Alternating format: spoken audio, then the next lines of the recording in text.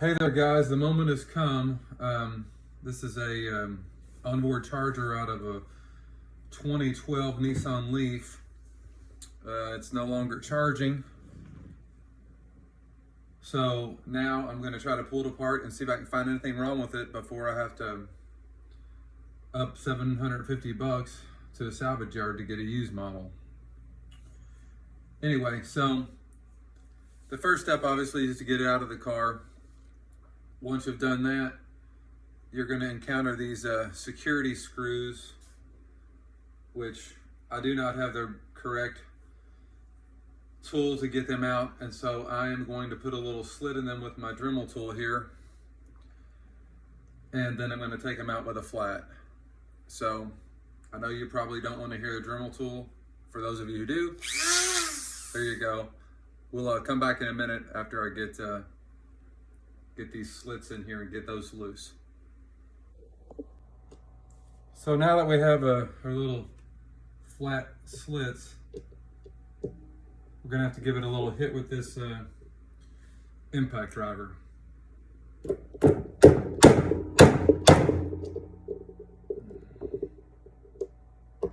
My table's not the best. This kind of.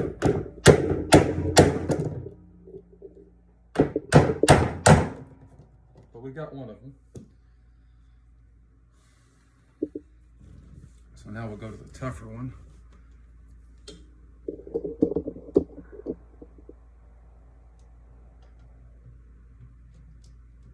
slit's a little bit better on this one, so that might help.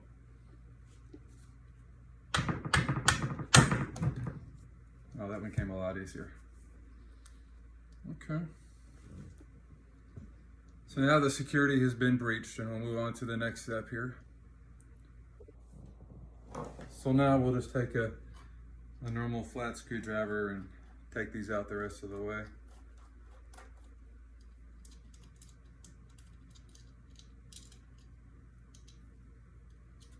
It does have a little washer under it. You don't necessarily want to lose.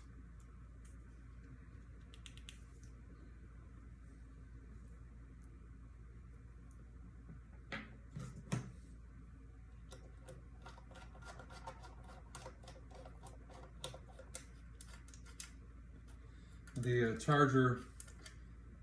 battery charger assembly on this says 296A03, N as in Nancy, A5A.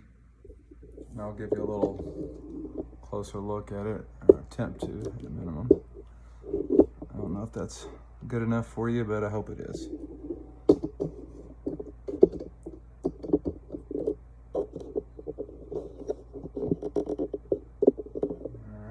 So now we'll pull the rest of these bolts. These are 8mm.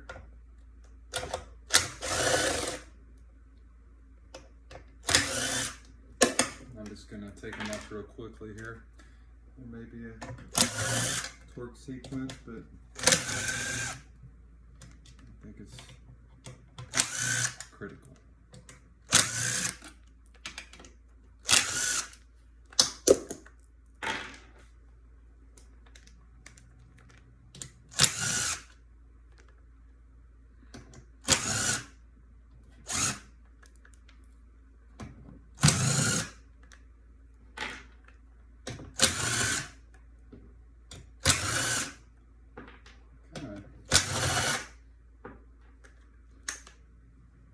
See what's going on with this puppy.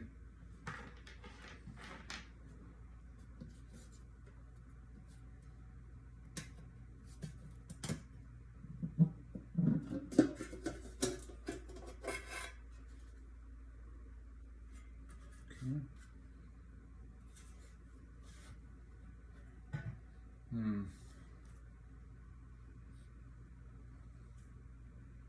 don't smell anything that's terrible, but I definitely have got a whiff of a little something, so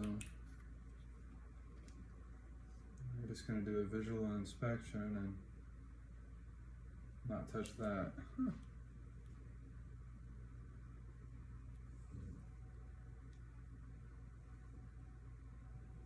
Interesting. Yeah, I don't see anything that, there's a fuse right there that I'm definitely going to check. But the transformer, I mean, it looks fine. I don't see any obvious problems.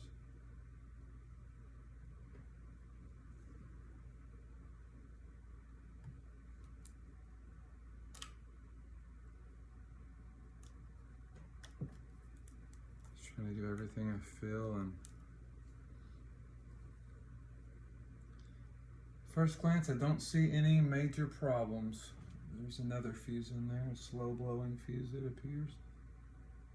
So there's at least 2 fuses I'm gonna have to check out.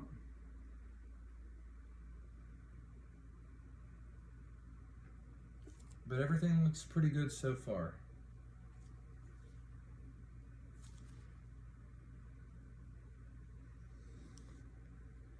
Well, this was reporting that it was overheating.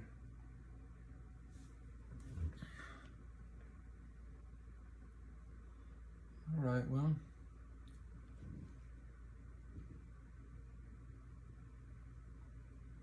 kind of looks weird over there in that corner. I think it's just some kind of silicone though that they've just covered some connection with.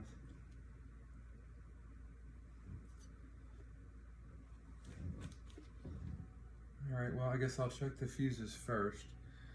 I'll take this one little, looks like a cover, looks like there's a pair of them there, and try to just take it loose to give me a little more access to check on these fuses. And then we'll try to take this top board off and just look and see if we can find any problems. So far everything looks just fine. Just a slightest whiff of smell, but okay. Let's check those fuses out. Pause you for a second here. So we've got our meter set on continuity. In this case, this one makes a nice buzz. So you should be able to hear that.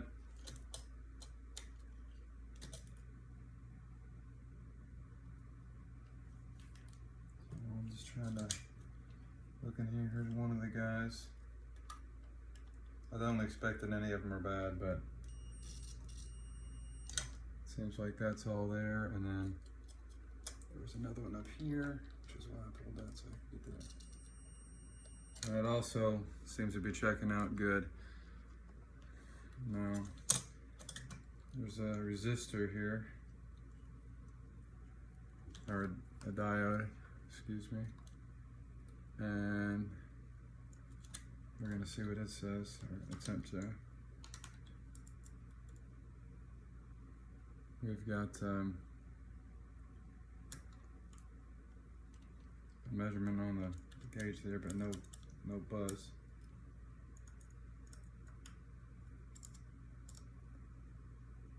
But it looks like it's probably good. I could be wrong.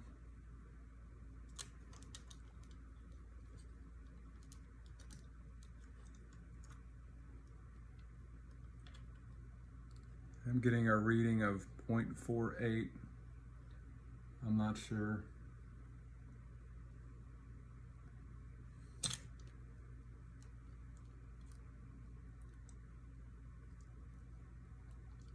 With it still connected in the circuit, that could be the problem. I'm actually going to disconnect one and try it again.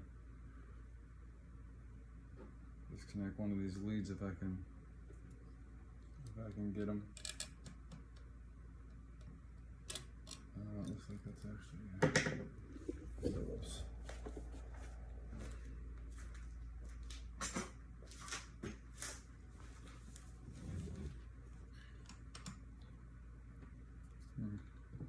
Super duper small bit concerned I may strip it, so I'm gonna try to be.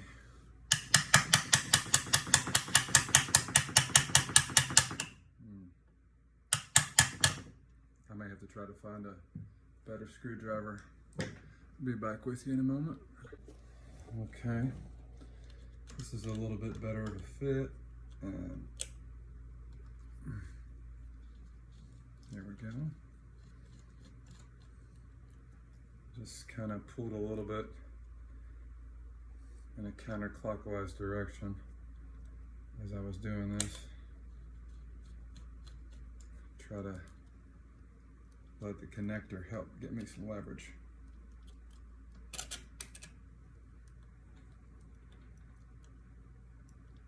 There we go. Yeah, they were quite snug considering that. Okay. Now we'll do that same test again. And actually, I'll just leave that there because I'm going to put this thing right back. Try my, or attempt to. Guess I'll pull it out for a second there.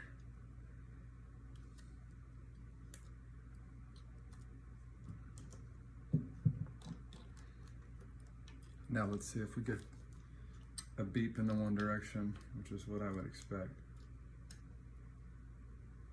Nothing that way. I don't know. I mean, from what I understand, this should allow it to pass, but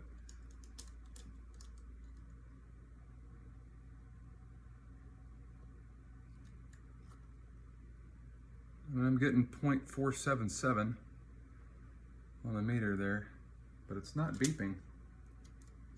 And the way I understand it, a diode's supposed to let it flow in one direction, so maybe this is the bad part. I've seen another video where that was the case, so who knows, maybe I can get one of these and rock on. Interesting. I actually would like to find another resistor, which is what this sort of looks like, and see what it does. If I can get to it, which that is another story altogether. This doesn't look that bad, but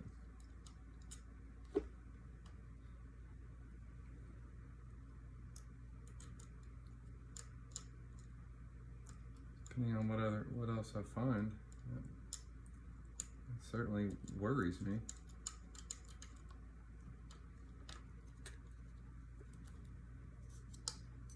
Let's see if I can get it into it on this side here.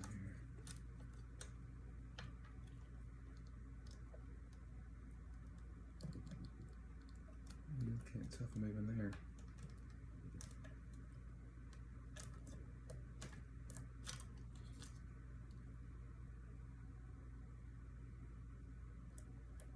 I'm unable to tell if I'm making contact, so okay.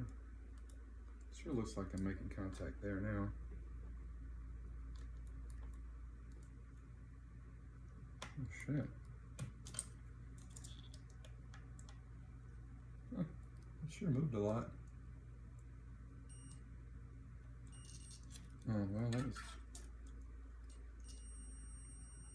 apparently that is grounded in some form or fashion.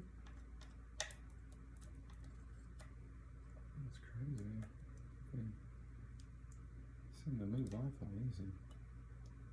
Maybe I'm being too mean to it. I don't know. Nothing in that direction.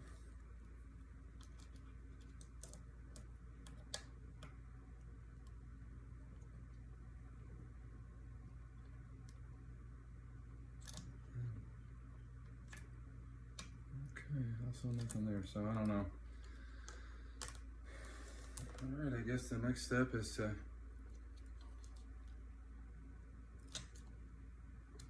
try to move on to this board right here. Just to try to see the one underneath it a little better and put that screw back in there. I may May try to replace this part right here though, before I go plop down all that money.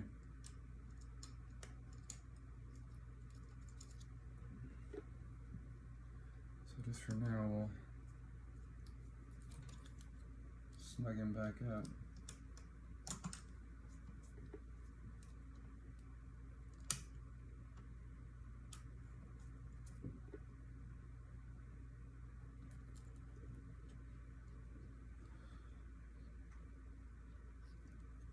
Nothing really smells like it's burnt, but it definitely smells some interesting stuff. I don't know what that.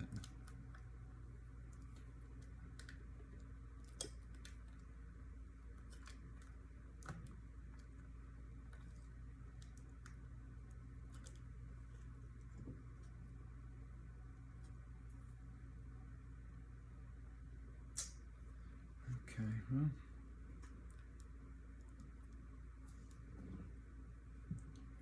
Go ahead and put these guys back in.